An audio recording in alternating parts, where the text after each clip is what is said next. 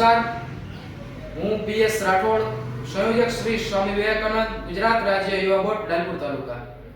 લાલપુર તાલુકામાં આધાર card update માટેની કામગીરી માટે ખૂબ ઓછા પ્રમાણમાં આધાર સેન્ટર હોવાને લીધે અરજદારોને ખૂબ મુશ્કેલીનો સામનો કરવો પડી રહ્યો છે કે સવારથી લઈ અને સાંજ સુધી આધાર સેન્ટર પર લાઈન પર ઊભા રહેવા છતાં પણ ઘણા બધા અરજદારોના આધાર કાર્ડની કામગીરી થઈ રહી નથી.